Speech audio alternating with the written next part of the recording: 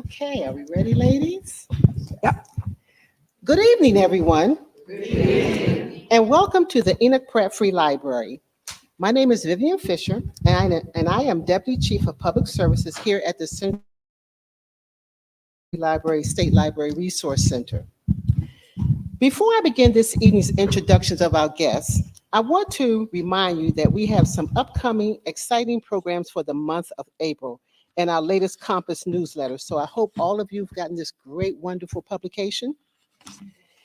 We will celebrate Imagination Celebration, which is really a family affair for little people and big and large people as well, on April 6th.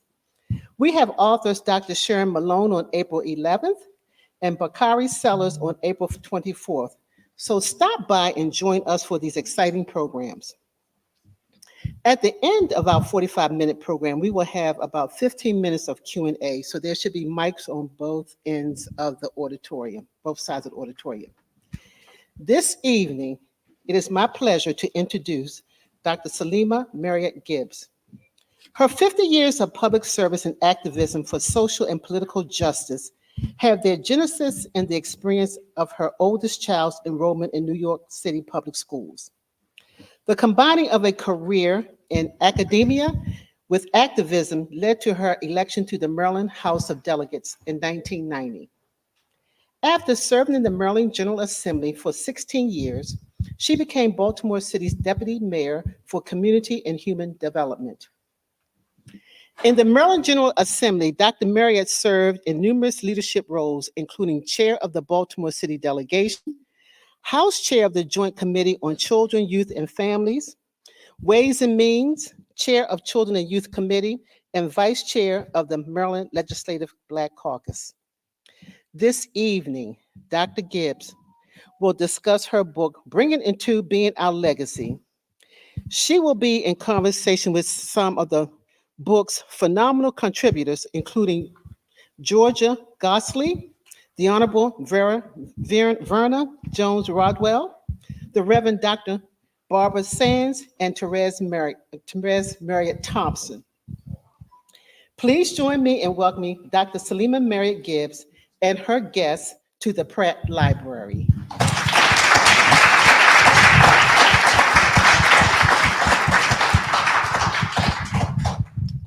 Good evening, Baltimore. I'm really glad to be back home. I'll see somebody that I didn't realize was here. And many thanks to Enoch Pratt Library for inviting Bringing Into Being Our Legacy to their home on this final Monday of Women's History Month. A special thanks to Cleve Corner, manager of author and speaking engagement, and Sophia Nulawi, author events coordinator. As the moderator of tonight's panel, I'm inviting you to join me in a moment of silence for Viola Plummer, who transitioned to be with the ancestors this past January. Viola Plummer was one of the 16 who influenced my adult life and the one who had the most profound impact on who I became as a political activist. The panelists are seated in the order in which they entered my life and will be introduced in that order. Our first panelist is my daughter, Terrez Marriott Thompson, who was born in 1961 at the height of the Civil Rights Movement. In 1961, I was totally disengaged from the movement and at times saw it as an inconvenience. However, in 1966, when Terrez entered the first grade in the New York City public schools, I quickly realized to maximize her educational development that I had to become actively involved, which was my step into activism as a parent advocate. I'm asking Terrez and the other three panelists to go beyond what you have or will read in the book and talk about how life has shown up for them since 2020. It was the completion of their writings, but it also was a time when the world entered a pandemic. And the lessons learned since earlier reflections. In addition, any revisions in their vision and or new life goals that they may want to share with you. Thank you, Terrez. Yes. Okay, so I'm glad to be back home. I've been a resident of Atlanta since 1983. I moved from Baltimore, but Baltimore will always be my home. And I was sharing with the library staff, Enoch Pratt is really quite a jewel to have, going to another city and not having anything near this. So anyway, it is, it really is. So the year 2020, it was a year, I think we all can agree, that was quite catastrophic. Although 2019 was the time when COVID was actually discovered, 2020 was the year that it went into full effect. So for me, and I don't want to sound glib, at a macro level, it was hard, really difficult, and it was quite scary because I personally didn't know if I was going to live or die, whether it got me, whether I was going to wake up, not breathing, having to go to the hospital. But I have to say, in many respects, it was sort of magical and very insightful for me. So I live in Atlanta, like I said, another chocolate city, where I have been blessed to have a fantastic life. Thanks to Baltimore, thanks to Morgan, I really have had a fantastic life. So like many, I was isolated, but I really saw it as a hibernation. I was kind of resistant to write the book. My mother would call me every day because I was really being reflective and getting into myself and actually, not thinking about it, probably because I just didn't want to do what my mother said. It was really an extension. Even when you're 60 years old, you still resist doing what your mother says. They're 63 now, and she lives down there with me now. So, and I'm not really a reflective person. I just kind of do. I'm a corporate person. I was an accountant. I just believe in taking action. So COVID for me, and I haven't really shared this with anybody. I don't know why I'm sharing with you strangers, but I actually fell in love with my husband again. Unlike some people, we got to know each other. I wasn't traveling around the world. Beautiful. And it was really good. And my daughter, and like a lot of our children now, from the time she was probably 3 or 4 until the time she was 18 and graduated from high school, she was in everything. And so she actually came back home from North Carolina and stayed with us for, I think, about a year, right, Ma? Mm-hmm. And so we got to know her as an adult. I mean, we weren't the family when she was growing up. They kind of sat around the table and talked about things. We were like going. I was gone. But we got to do that. She could cook. She was like thoughtful. And it was really, really wonderful. And then I think the piece de resistance was my company, who I'd worked for 35 years, Coca-Cola, offered me a great retirement package. And people were like, what are you going to do? I was like, I'm leaving. Yeah. I was like, I was going to retire at 62. I'm 59. They made up the difference. And it was great. It was really, really great. And so for me, I am a true capitalist because my mother is a revolutionary. I believed, the only way you can help people is if you have money. And we didn't always have money living in Park Heights. But we had love and all of that, but I was very focused on acquiring stuff. And if I wasn't a broad audience, I would say something else. So anyway, so COVID really got me focused on, as I said, what was important. And don't get me wrong, I still like nice stuff. I think I look good today. But it really made me say, what is my purpose? And I wasn't one of those people that talked about purpose. I kind of was like, that's kind of corny, that's kind of woke. But it really is important to focus on your purpose. And I realized at that moment that my purpose really stemmed from growing up as Salima's daughter. You know, I was a very successful capitalist. I was supporting entrepreneurs coming into Coke. And at that moment, I realized that I had been put in the right place at the right time. I was honored and privileged with a great retirement package. And yeah, I still invest, but I realized I didn't really have to have another job to have the things that I needed and I wanted.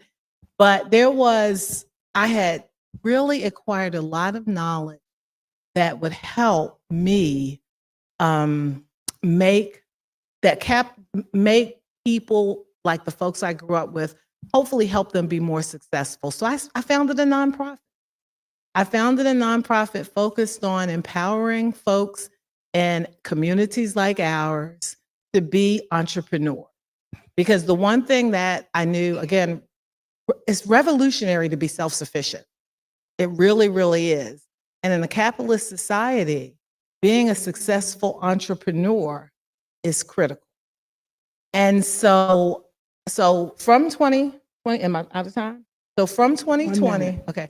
So from 2020, for me, and I'm sharing with you all, finding your purpose, this pursuit of materialism for no real purpose is, for me, not the biggest and the best thing to be. And as a person in an underserved community, and for me, it's being a Black woman, it's very important to find ways that you can pay it forward, because you as an individual are only as great as the whole. No matter how far away you get from your community, you still will only succeed to a certain extent. And so I'm a capitalist revolutionary, raised by a real revolutionary who's trying to revolutionize things for folks like me who grew up in Park Heights. Some still there and some doing things or having achieved things like I have. So hopefully that's been helpful. Thank you, Terrez. Thank you very much. Between Terrez and the next panelists, there was Viola Plummer, Angela Lee, and Frances Beckle. I met Viola as a parent advocate, and she introduced me to the broader civil rights movement, Pan-Africanism, and her stance as an activist to stand your ground when challenged and never back down. So I had said earlier that I wanted to take a moment of silence, but I got caught up in the notes. And so if you would for me, Viola is such a phenomenon who's contributed so much to the world, the African world. Just take a moment of silence.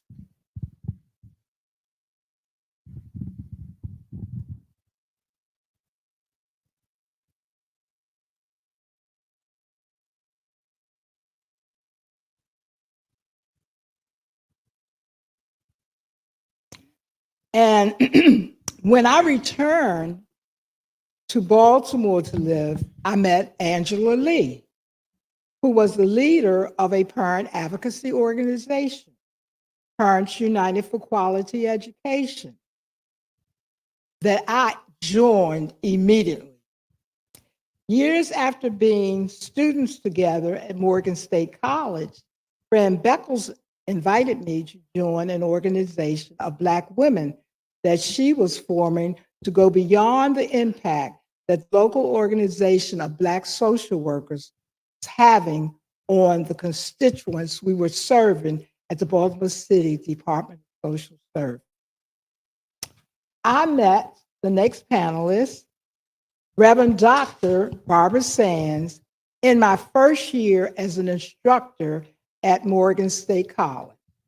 As the director of the University Without Walls degree program at the Women's Correctional Center in Jessup, Barbara introduced me to incarcerated women and the women who served them, thus laying the foundation for my future advocacy for justice as a legislator. I am asking Barbara to talk about how life has shown up for her since 2020, as well as lessons learned and or revisions to her vision and or new life goals that she would like to share with you. God bless all of you. It's good to see you this afternoon. I am excited to be here. I was excited to see Terrez, whom I haven't seen probably, oh my goodness, in years, and I recognized her as I lifted my glasses up. I could see her a little bit better. And so I'm glad to be here. To begin with, our work with prison reform really was started for us when I was at the University Without Walls and was working down at the women's prison system. While I was there, I met several people who I just, nobody was guilty of anything that I met. And young people, young women, and I just knew that the hideous things that they were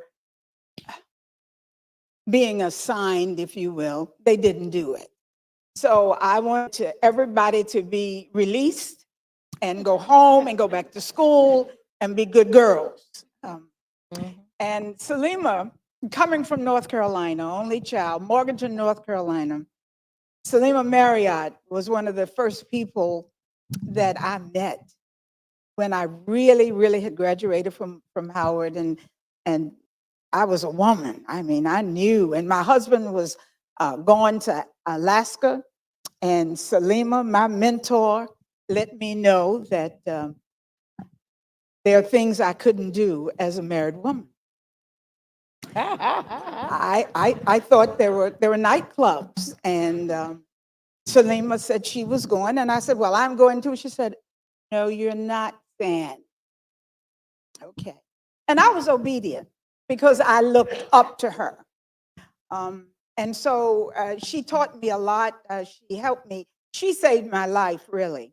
When I came here to the big city, as she says, you're a country girl. You don't know what you think you know.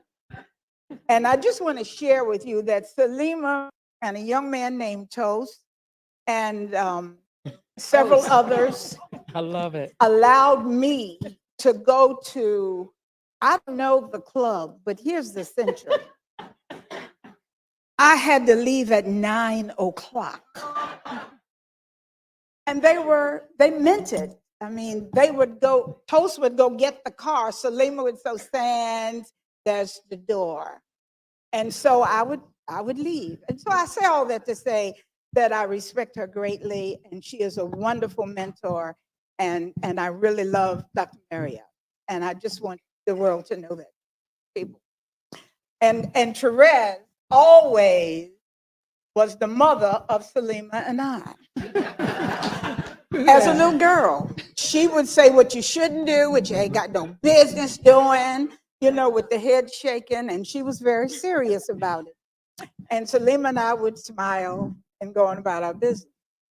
But let me get to 2020.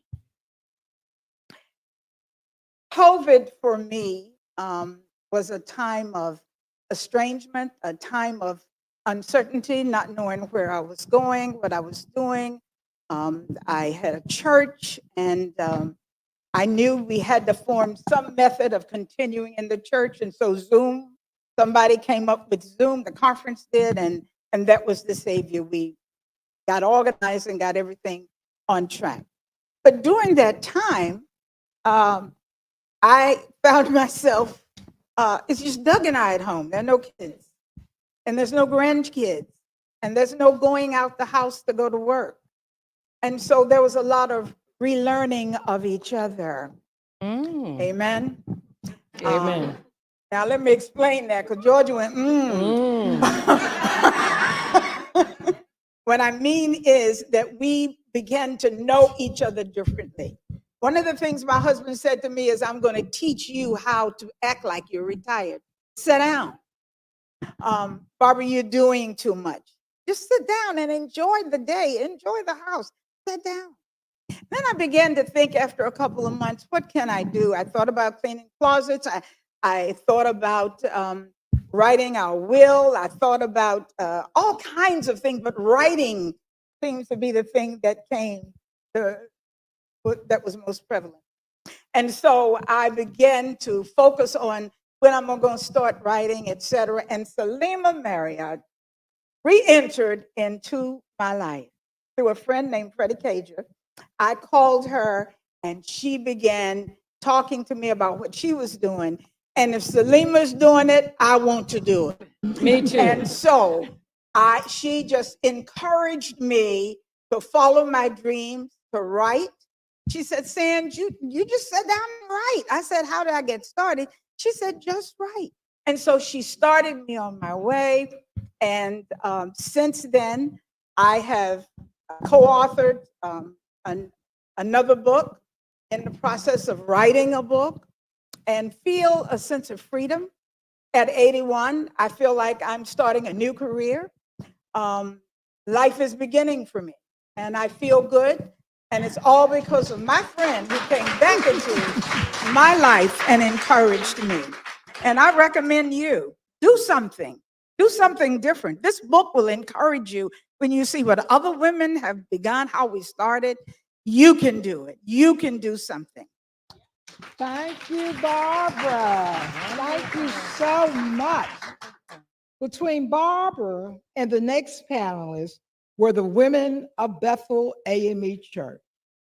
Reverend Dr. Cecilia Williams Bryant, Reverend Dr. Joan Louise Wharton, Reverend Dr. Manki Kola Malungu Nkobo, and the Honorable Sheila Dixon. The one exception to the Bethel women was Dr. LaFrancis Rogers Rose, who I met during a West African tour conference, where she encouraged me to remain focused on my vision of a career in the developing world, meaning Africa, the continent of Africa, and other countries, and provided me the opportunity to speak at my first International African Women's Conference. Just before joining Bethel AME Church, I met Reverend C at one of her early world-renowned women's convocations. My spiritual growth grew tremendously through the leadership and the friendship of Reverend C. Most profoundly, I internalized that being a Christian and a Pan-African was not a conflict, but integrated and holistic. I met Joan Wharton as a missionary through Reverend C. Joan chaired the cabinet for Convocation 81, Behold the Woman, and I served under her leadership. The following year, Joan accepted my invitation to become a founding member of the Baltimore-based African American Women's Political Caucus. I met Manki Kola as a political exile from South Africa, speaking out against apartheid at the Behold the Woman convocation. Manki Kola provided guidance to the sharpening of my Pan-Africanism and feminist perspective in the 1980s. After more than church, politics, and broader activism, the Honorable Sheila Ann Dixon appointed me Deputy Mayor of Community and Human Development, an opportunity to integrate my knowledge and skills and gain from diverse experiences into my profession of social work. The 1982 campaign of attorney Georgia Goslee, a multifaceted woman, provided the incentive for me to publicly step up and demonstrate my feminist yearnings by initiating the founding of the African American Women's Political Caucus. Georgia, who is a world-renowned TV panelist, needs no further prompting to begin. Georgia, you are on. Hello, everybody. Hi, everybody. Thank you so much for coming out this evening. So we have the revolutionary, we have the capitalist, we have the pastor, and I'm an advocate. From the day I was born to the day I die, I will be advocating for justice. In the state of Maryland, we had no African American judges other than one. And I said to myself, this is ridiculous. All of the defendants appearing before the judiciary, going to prison, we have no African American women. And truthfully, I never really wanted to be a judge, but I was popular on television. I was drawn from the community to run for judge. And so I did. And it was, I can't even explain how it changed my life. 1982, I was able to win the Democratic primary and did not succeed in the general, but boy, what happened? The women who were looking behind me said, hey, if she can run, I can run. And they all ran and they all won. And we had a legislature in Annapolis filled with wonderful African American women who changed the course of the state of Maryland. So as a result of experiencing and living in Baltimore all that time, I decided, well, I want to leave here. So I did. And I moved from here to Florida and I studied acting. And then I moved from Florida to Geneva, Switzerland, where I taught international students. I moved from Geneva to Zurich. I moved from Zurich to London. And I had a love affair with a doctor in Italy, and I lived there for a year. And then I came back to Atlanta and then back to Silver Spring, Maryland, where I am. But since 2020, what I realized is that I'm going back and I'm going forward at the same time because I'm on the top of the world. I am representing 600 African American descendants who are direct descendants of slaves in our country. I'm not saying enslaved people as is proper. I'm saying slaves because that's what we were. And until the day I die, I will be advocating for direct payments of reparations for all African Americans, not just my client, but every African American in this United States of America. We have to continue to have the fire in our belly that Harriet Tubman had. And I think about her often. Almost every night before I go to bed, I think about Harriet Tubman. And I think about how she said, when the white man was coming on the horse, she felt a little tremor and she knew she had to take cover.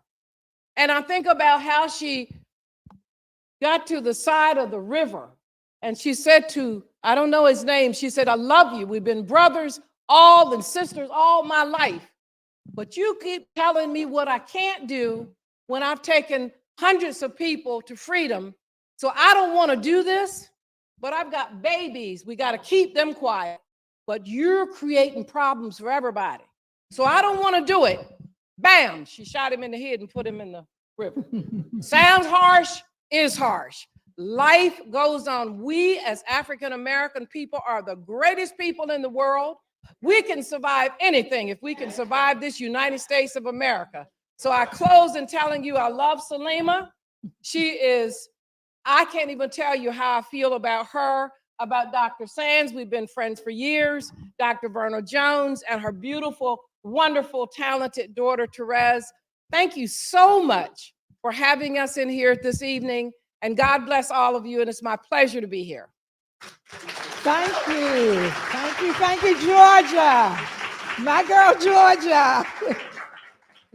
Between Georgia Goslee and the fourth panelist, there was Betty Jean Carter Murphy and Billy Avery. I got to know Betty Jean close up due to our mutual interest in low-income housing. It was clear to me and another founding member that Betty Jean would be a great candidate for the African American Women's Political Caucus. As a founding member of the African American Women's Political Caucus, Betty Jean became one of two of my closest political and personal confidants. And ultimately, Betty Jean became the rock of my victorious campaign to the Maryland House of Delegates. Billy Avery, the founder of the National Black Women's Health Project in 1983 at Spelman College, as a result of her organizing to convene a few hundred participants to address Black women's health, and 2,000 people, primarily Black women, showed up at Spelman.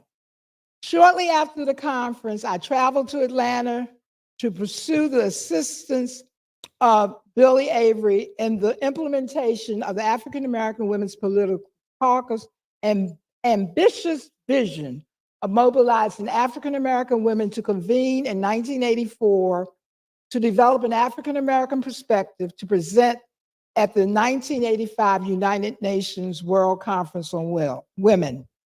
Billy Avery's input became the lifeblood of our 1984 conference, and the resulting panel convened in Kenya at the World Conference for Women.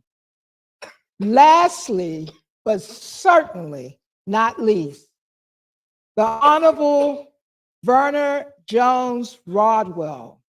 While Verna and I served in the legislature together, our relationship is based on the founding principles of the National Black Women's Health Project, empowerment through self-disclosure. For Verna and I, the reality of being Black and female began in the self-help group and expanded to our walking groups as we became walking partners for more than 30 years. Wow. Baltimore, I introduced to some and present to others the Honorable Verna Rodwell Jones, former Baltimore City Senator and my dear friend from another generation. Good evening. Can you hear me? Okay. I feel like I've been set out. This is Salima, right? This is my friend Salima. Not just over 30 years, almost 40 years, I think we're getting there. Closer. Right, right. And thank all of you for being here this evening. Thank Brad, I say that, and thank all of you, my sisters and brothers, right? I'm the type of person that gets real emotional and I start crying and all of this stuff. But tonight I'm not going to do that. Because, right, so I said, right. When I met Salima, it wasn't just the sisterhood that I felt and the connectedness I felt among these women from around the country, really from around the world, through the National Black Women's Health Project. It was she was interested in what I was interested in. You know, like my family didn't really understand what I was interested in, and people I knew didn't really understand. I was a community development professional and got involved in public administration when before I even knew what it was. I started my my career service, because that is what community development specialists do and public administrators do. They are people that serve the community for whatever. Well, I started out as a captain of a clean block with the Afro clean block. How many of you remember the Afro clean block? That's right. That's right, where we got started. And so I thank the Afro for helping me to realize, you know, that I can make a difference. And then I have to jump over a course in my life and have to thank Salima for helping me understand I am enough. Because so many times I have been told by so many people that you are not enough, you don't know enough, so go sit down. And I didn't. And Salima gave me that courage, as well as my family members, and in particular, my sister Gilda, who Salima kind of slipped in and took her place in my life, telling me, girl, get over it. And, and so that was so important to me. And the work that I did as a legislator, I saw it as a mission from God. I was able to begin a development of a relationship with God, who is my higher power. And I don't want to, everyone has their own God, but my God has helped me so much and helped me develop so much. And with a man that has come into my life in the last 15 years, my husband, Gary Rodwell, raise your hand, honey, and my niece and my nephews. I have to stand up. My niece and my nephews and my family, so many people have transitioned to someplace else. Their spirit is still with me, even though physically they aren't with me. But I have to pray to God every morning and thank him for my ancestors and thank him for all of those individuals that have poured life into me and given me so many opportunities. So when the pandemic, came, it was really interesting. For a while I kind of hid out and said, I let that fear, that fear that gets in us sometimes, I let it overcome me. But then I had to go into my faith box and really realize how important it was for me to go back and say, yeah, you are enough. You can work your way out of this. And I did. And I let the fear go and I let the faith come in. And, I moved to another part of the country. And I decided that I didn't want, well, I know I had decided this before, I didn't want to be involved in this thing called politics. And so I decided that I wanted to get more physically involved in my life, physically and mentally and spiritually. And that's what I did. When I went away, I knew nobody in the state that I went to. I went down to Florida, didn't know a soul because my best friend who was there died 2 weeks before I got there. Oh. So we kept moving and we drove down there, and he left me down there to to figure it out. And I figured it out. But if not for the pandemic, I wouldn't have figured it out. So I was able to look at those lemons and see the lemonade and see the goodness that it brought in my life. Connections with people all over the world, not just this country. And so I thank Zoom for that. And I was able to realize and to really appreciate something that has been impacting my life for the last 50 some years, and that's early onset Alzheimer's. And that has been a passion of mine and my family, and we have moved to be able to carry the message to the African American community, not just in Baltimore, not just Maryland, but throughout the country, and I would even say throughout the world, because we're still doing it. 20 years we've had this activity. We've had a forum for the African American community because nobody was talking about how it was affecting us. Now we know how it's affecting us, and we know about the resources that it has put in our way that we are stepping over to have a better life. So, Salima, thank you for helping me realize I am enough. Just like all of you are enough to do whatever you want to dream about. But a dream is just a thought if you don't, really put it into the action that we heard so much about. So thank you so much. Thank you so much. And thank all of you. Panelists stand. Verna, Georgia, Barbara, and Terrez.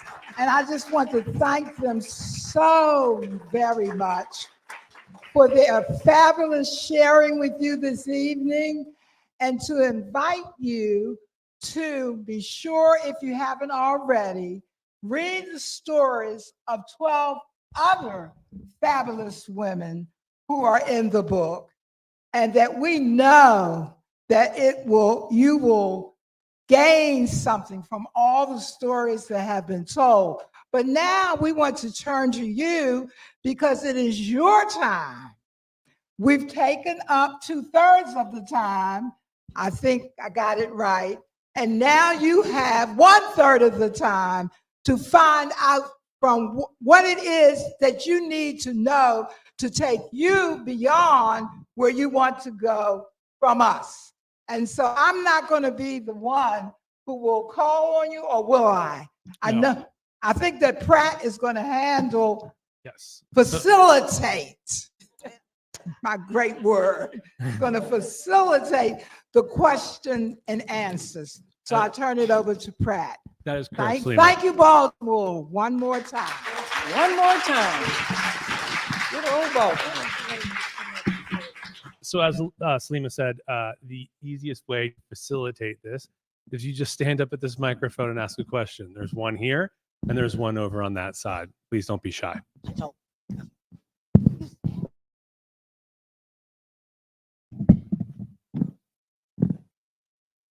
Hi, everyone. Thank you so much for such an inspiring kind of insight into your lives and what you've accomplished. I would say that a lot of work that I'm doing with people around me has been to try to bring that passion that I'm hearing on stage. And personally, I can tell you that there's a lot of people are just tired right now. So it's trying to find ways to bring that forward despite how exhausted and tired we are. But my question is going to touch on that aspect of how to push through that exhaustion. But I'm not sure if anybody is familiar with the hailstorm that hit Dr. Sharita Golden, who is a DEI advocate at Hopkins University. If you're unfamiliar, essentially she is doing her job and pretty much doing what she should be doing, is teaching, educating everybody about systemic racism. And by doing her job, she got attacked by right-wing social media people. So they unleashed on her. She is a Black woman. She is phenomenal. She has, but we saw what happened to her, and she was left just defenseless. Essentially, the institution left her defenseless. The institution actually denounced her, and they stood with the right wing. So I'm kind of, my question for you is, I'm behind the scenes currently right now trying to see how to push us to move against that kind of negativity. But I just find so much that Black women are left often to be like, we have to both carry the world and we are left to carry it alone at the same time. So while we're fighting, like, essentially, she has been. What is your question? So Ask your question right now. okay, my question is, how can we both support someone like this while also dealing with the weight? So how do we stand up for each? We are the ones standing for each other. To be honest, we're standing and we're fighting for each other while we're also being crushed by the weight of the work that we're doing. That's my main question. Sorry, I was so long-winded. Who's gonna take it? Okay, you take it, Terrez? Terrez is going to take it. Okay. I don't know how old you are, but I have a 26-year-old daughter. And I have this conversation with her all the time. And to be quite frank and transparent, however, I think the one thing that we have got to, as Black women, be deliberate and very intentional about taking care of ourselves. And I'm not talking about the self-care that's sort of generically talked about. The one thing, I actually coach women entrepreneurs. And the one thing that I do say is we all should have what I call a board of directors. First of all, we've got to prioritize, and we've got to really be very clear about the folks that we have in our lives. And because that's really, really important in terms of support and what have you. And I would say we as Black women often don't think about ourselves first, and we are advising and being the board of directors to other people. So I would say, one, really get very serious about bringing strong people in your life who you want to emulate, and be sure to stay connected to them. The other thing that I would say is be the change that you want to make happen. So when you see a woman, and I think you said Harvard, is that right? Hopkins, Johns Hopkins is right here at home.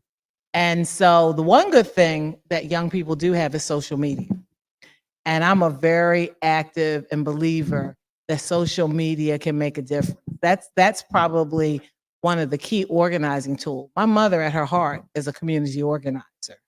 And, you know, when you galvanize a community around the issue, Hopkins has an accountability to its community.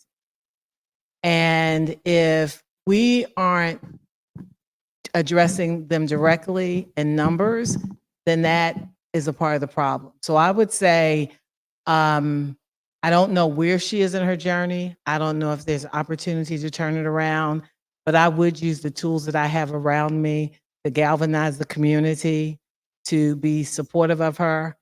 And as I said, as you go on your journey, and you know, because you're going to face those problems. I mean, I remember one time my daughter said to me, she came home with a C, for example, in school. And, you know, and I wasn't saying she should never get a C. I'm not one of those mothers that you have to get all A's. But she said, you know, Mom, and she got this from her grandmother because they're very close. She said, that teacher is racist. And I was like, and what's your point? And when that didn't get her, she said, well, he's sexist too. I said, well, you know, and I'm not telling you just get used to it. But unfortunately, to your point, it's something that we're going to address. So really figure out ways to galvanize your community and be sure that you have a support network that's not always drawing from you, but that you can get support. And that's what's kind of gotten me honest about, you know, don't run away from it and dance like you would those problems. And when you get really tired, take a break.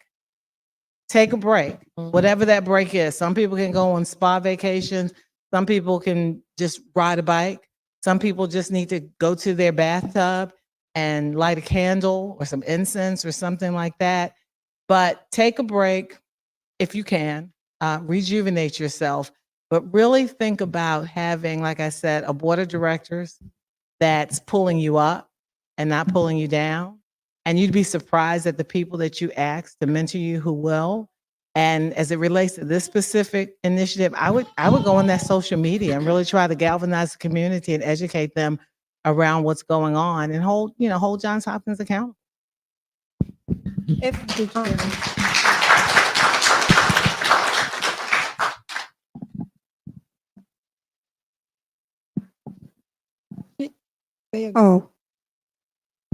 Oh, I'd just like to chime in. Yeah, I'd like to chime in on the young lady. You're here this evening, you have a desire to do something, go for it. Salima's here, Terrez is here, Dr. Sands is here, and Georgia. Georgia is here, I'm here, but there are a lot of other people around here. Open your mouth, keep it open, you know, because like Terrez said, you know, you got to build a tribe.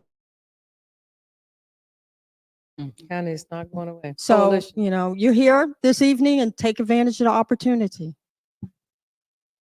So, Now, Keisha, come up to the mic and be there when she finishes. So I just wanted to thank you ladies for doing this evening. I started not to come because I was tired, but then I remembered who I was coming to. Oh, And Salima, you knew my aunt, rest her soul, Catherine. You know my auntie, Linda Morris. Yeah. You probably know my mom, Sandra Johnson, was sitting in the audience. And so I pushed.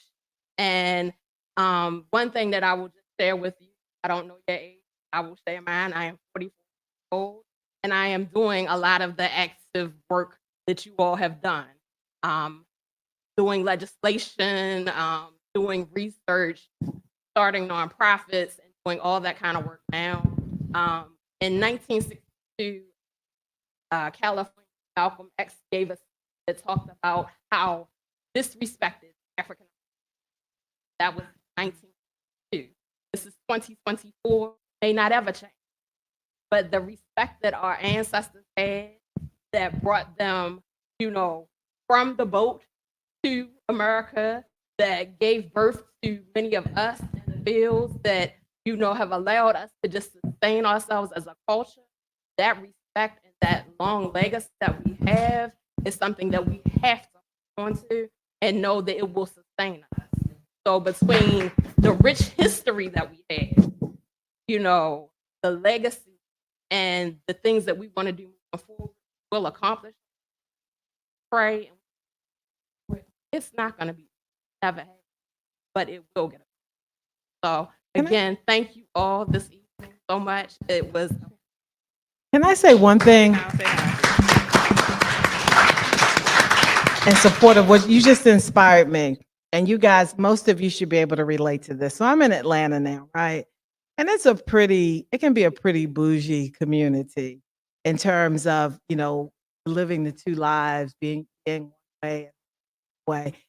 And in the last 2-3 weeks, my mother and I had the honor to meet Bonnie Willis.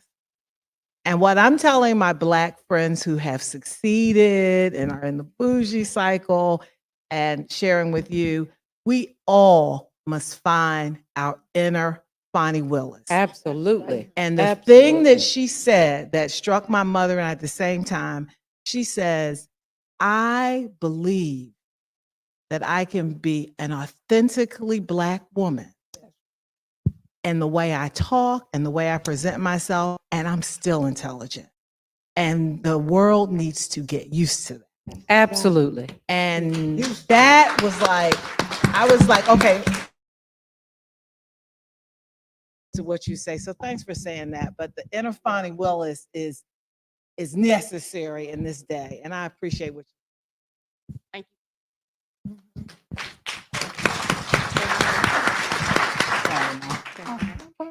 Hi, Nikki. Hi, good evening, everyone. My name is Nikedra Nike Robinson. I'm the founder and CEO of Black Girls Vote. And it's such an honor to be here. First and foremost, I want to thank you, Salima, for just the role you've played in my life as a young woman who didn't have much guidance. And my first job was working in politics, my first real job after college. So thank you, and Mayor Dixon, who gave me that opportunity. And so as a new mom and a, early 40-year-old, I just want to ask some of the women here on the panel, if not all of you, what advice would you give your 40-year-old self? And pass on some of there's so much wisdom in this room. So I just want to ask you all just that brief question. What advice would you give your 40-year-old I'll take that. Eagerly, I see. And this is now. Well, I've been a lawyer since 1973. So that's about 50 years. And I tell any woman, because it's my passion, go to law school. That's what I'm a Fonnie Willis and a Tish James person. So everybody's not interested in law, but I believe with Tish James and Fonnie Willis, we can change this country, because Black women, despite the fact of all that we bear, America is great because of the Black woman's body. It was our body who gave birth to the slaves. The slaves who picked the cotton.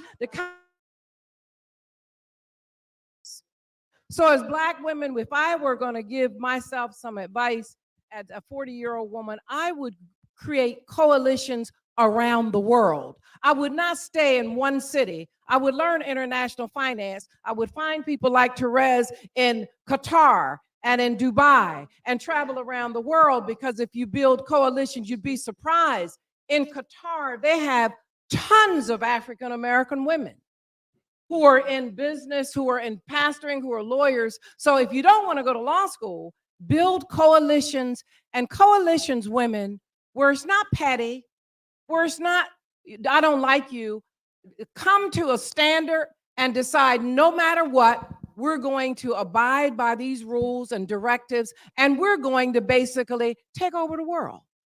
Take the world. Because let me tell you something, the problem with the founding fathers in our country is they didn't get enough input from the founding mothers. Hey. So if I could just say something, Nikki, you should be up here. I mean, you are a coalition builder. You have a lot of energy. You don't let stuff keep you stuck. So it's you carrying the message, which you have done. And, and keep listening. Nobody knows everything, right? But you're there, you're on the trajectory. Yep. I just want to share with you that as a young Black woman, know that there are 10, 15 generations of Black women. It took all of them for you to be here. And now that you're here, keep moving, continue to strive forward, stand tall, and do what you got to do. Don't let nobody turn you around. Do what you got to do. You got somebody looking at you that you're holding in your arms right now. Don't stop. Keep moving. Take others with you. Yes. Bring others with you. Now, Keidra, I would just say, take some time for yourself. Some of the time that you give to others at a personal level, not talking about at a political level, a movement level, but those individuals who take your time for their personal self, take some of that time for Nikidra, because that's the one thing that has concerned me about my life, is that in being so driven, I did not spend enough time with self and family, not just the children, but my broader family. And so that's my thing. Have the drive, have the vision, have the zeal, but take time for yourself.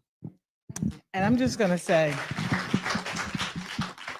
Nikidra is probably one of my 20, 30, 40 sisters that I share with Salima, and I don't mind at all. And I would just say, pretty much piggybacking on what these ladies said, the one thing that I admire about you, Nikidra, when my mother told me what you were doing, we were talking, and I was like, oh my God, but keep being fearless. I mean, you had a dream. You did not waver, and I'm sure you didn't have a whole bunch of amen corners until now.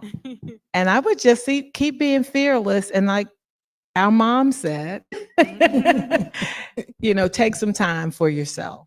And I know you build self-care in, but keep doing that. And you're doing a great job with the little man there too. So yeah, but your fearlessness is something I admire.